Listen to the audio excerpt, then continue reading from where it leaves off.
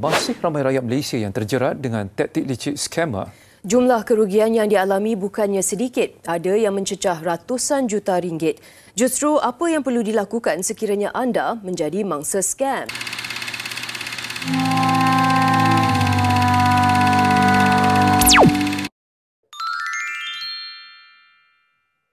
Weh, Hana tengok ni. Ada bilik tu kan dekat Joanne Campus. RM250 je bulan. Biar betul murah sangat tu. Amal dah check betul-betul iklan itu. Betul lah ni. Tapi pemilik tu kata dia tengah outstation lah. Boleh juga kalau booking dulu. Bayar deposit kan. Macam pelik je. Okey je kot ni. Bayar dah lah. Nantilah, tak payah dulu. Tak apalah, nanti orang ambil dulu bilik ni macam mana. Murah ni. Degil. Dah bayar dah. Hana. Dia pula saya. Kan saya dah cakap check dulu tempat tu sebelum bayar. Weh, nak 200 ni. Habislah dulu. Mal, jom pergi mandi sungai nak tak? Mandi sungai? Dekat mana? Dekat Latar Kijang. Uish, Latar Kijang? Jauhnya. Kita nak pergi naik apa ni? Oh, kita naik kereta sewa lah. Murah je, RM80. Tengok ni. RM80?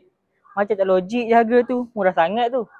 Ya, BMW pula tu mana lagi nak dapat? BMW RM80? Macam tak percaya je. Ya, tak apalah. Biar aku proceed je lah. Alang-alang kan. Okey dah. The next day. Fi. Kata nak pergi sungai. Jomlah. Alah, aku rasa tak boleh lah. Sebab aku dah mesej dah orang kereta tu semalam. Tiba-tiba dia tak reply pula. Sepatutnya dia hantar kereta kat sini. Tak ada pula dia. Kan aku kata Fi. Lain kali kau kena check dulu syarikat tu betul ke tak. Kan dah kena tipu. Aduh. Hana. Ni tengok ni. Saya ada jumpa orang ni lah. Dia sewa kamera. RM50 sahaja dekat Instagram. Murah sangat tu. Kan? Tapi Amal dah tengok kamera tu dekat depan ke? Belum lah. Tapi dia nampak macam dipercayai je. Kan? Janganlah dulu. Nanti. Kenapa? Tak apalah sekarang lah kejap nak message tu. Tak payah. Okey lah. Sabarlah dulu. Tak apalah. Dah message dah pun. Dah bye. Nak pergi ambil kamera tu.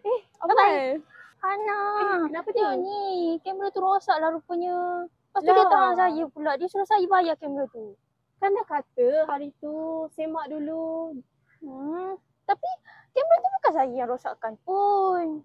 Ya, tapi kan sebelum apa-apa kan kenalah tengok dulu barangnya macam mana. Kan dah jadi macam ni. Nampak kan macam mana penipuan dalam bentuk sewaan ni terjadi. Jadi untuk mengatasinya kita haruslah semak latar belakang penjual atau penyewa sebelum buat bayaran. Jangan mudah terpedaya dengan tawaran harga terlalu murah. Elak buat bayaran awal tanpa bukti sah dan gunakan laman tersawang platform rasmi yang mempunyai sistem perlindungan pengguna. Kalian tahu tak apa yang kalian perlu buat jika kalian di-scam? Jom! Hentikan komunikasi dengan scammer serta-merta. Simpan semua bukti seperti resit, mesej dan nombor akaun. Buat laporan polis di balai terdekat atau di e-reporting.rmp.gov.my. Hubungi bank untuk sekat akaun dan jejak transaksi dan laporkan kepada pihak berkuasa seperti CCID Scam Response Center.